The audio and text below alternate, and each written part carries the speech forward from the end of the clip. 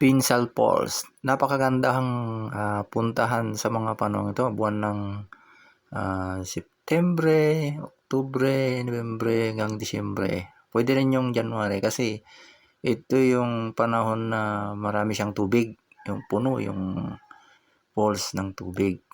Maganda yung agos. Kasi pag sa buwan ng dati nung pupunta ako sa buwan ng March, ganon, April, May, o kahit June, mahina na yung tubig. Parang hindi na magandang tingnan pag mahina yung tubig. Kasi ang falls maganda naman pag maraming tubig yan puno. Ito namang daanan papunta doon, yung papasok papunta sa falls.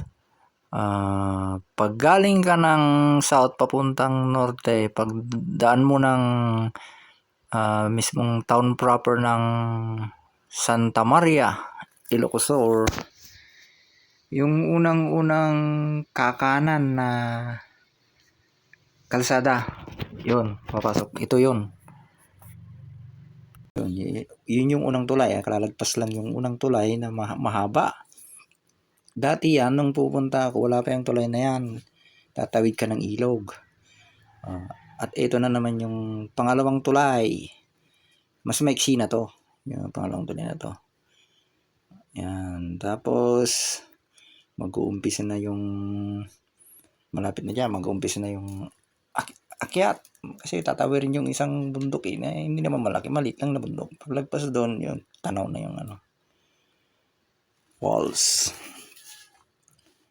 Dali lang. Enjoy naman pag Malilo yung pagbabike yan kasi galing kami ng Baknotan, La Union. Marami pa kaming dinaanan na yun, pasyal-pasyal, kaya nabutan kami ng tanghali pagdating sa falls,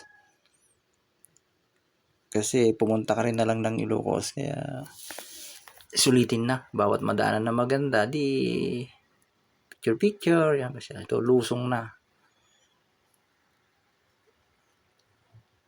Lapit na tayo dun sa falls. Yan, pero dito sa mga oras na to, yung hita ko, nararamdaman ko na parang pinupulikat na. Kaya alalay na sa pedal. Sa pag-uwi malayo pa yung yan, nakarating na kami. Tanaw mo na yung falls doon, yung puti doon sa gilid, parang kortina. Natatanaw na dyan. Yan, pupunta kami sa taas doon sa may pavilion, parang view deck niya, para tanaw na tanaw mo yung mismo, yung falls mismo. Yun. Kita mo na yung ang ganda. Ang ganda-ganda. Yan. Yung sinasabi ko na sa mga ganitong panahon dapat pumunta. Kasi marami pang tubig. Pag maraming tubig na umaagos dyan, maganda talaga yung Pinsal Falls. Pero pag kukunting tubig, kasi dun sa kabila wala nang tubig yun pag dyan na lang. Tapos kukunti pa.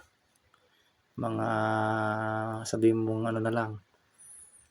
Yung 1/4 na lang yan. Yung tumutulong tubig. Wala, hindi na magandang tingnan. Kaya sa mga panahon to maganda. Yan ang ko.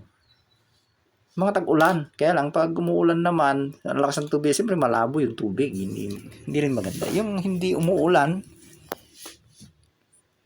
pero sa mga ganitong panahon, hanggang December, yan, napakaganda yan. November, yan yung mga buwan na maganda. Ngayon, September pa lang. September, October, yan, magandang pumunta sa mga panahon yan dito. Madali lang kasi hindi gaya nung ibang mga falls na maglalakad ka ng napakalayo, aakyat ka ng bundok ng napakalayo. Ito kasi pagdating mo, tanaw mo na yung falls mismo. Nandyan na. Sarap din mag-swimming dyan, mag-picnic. Yan. Yan ang arkila ka ng yung balsa.